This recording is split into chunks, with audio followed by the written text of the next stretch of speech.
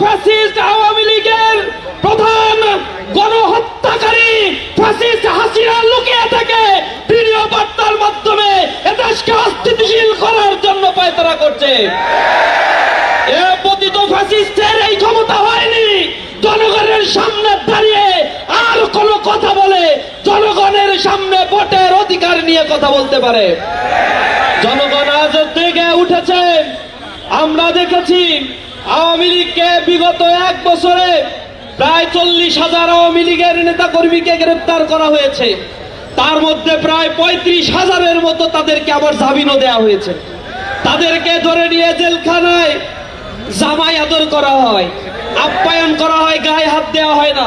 বের হয়ে গিয়ে তারা আবার হুমকি দামকি দেয়। আমরা বলতে চাই, কাদের ইন্ধনে জাতীয় অপকর্ম করার সাহস আজ আওয়ামী লীগ পায়?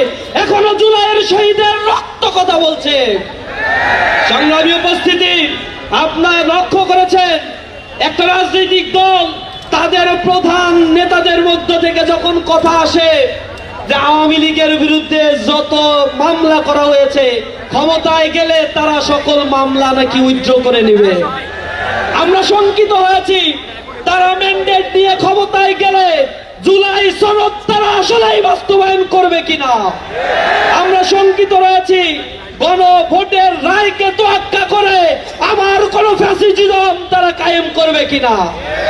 আমরা খেয়াল করেছি তাদের নেতা হেয়ালিপনা করে বলেছে, তাদের নেতা খুব হাস্যোজ্জ্বল ভাবে বলেছে এদেশে নাকি পেঁয়াজের সংরক্ষণাগার করার জন্য এটা খুব বেশি প্রয়োজন, গণভোটের চাইতে বেশি প্রয়োজন সেটা।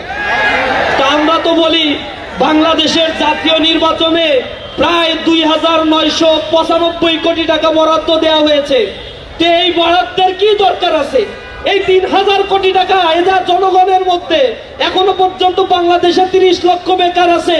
এই বেকারদের মধ্যে ভাগ করে কর্মসংস্থান সৃষ্টি করলেই তো হয়। জাতীয় নির্বাচনের কি দরকার আছে?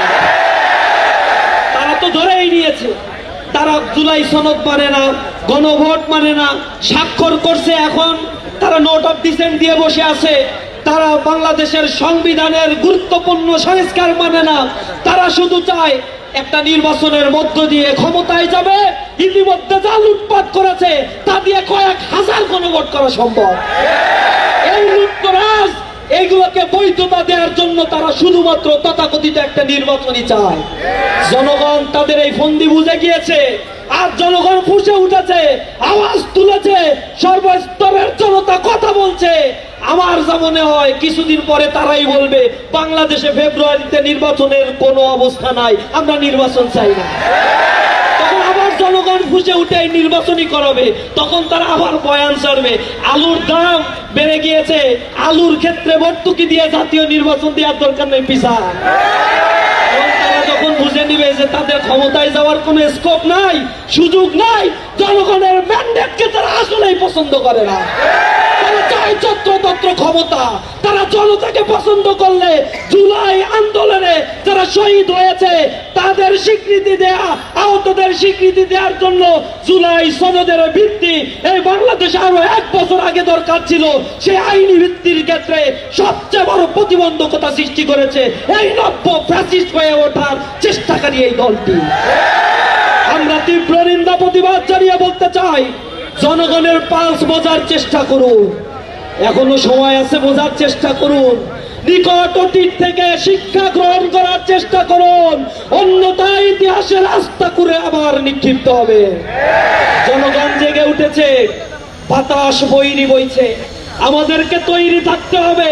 একটা ডাকে আবার রাস্তায় নামতে হবে, তুমুল নামতে হবে, জেগে উঠতে হবে, এই মাতৃকাকে আবার নতুন ভাবে সাজাতে হবে। সকলকে রাজপথে থাকার উদাত্ত আহ্বান জানিয়ে আওয়ামী লীগকে প্রতিহত করার জন্য আমাদের চেষ্টা অব্যাহত থাকবে। রাজপথে থেকে আমরা লড়াই করবো ইনশাআল্লাহ। সকলকে সে উদাত্ত আহ্বান জানিয়ে আমার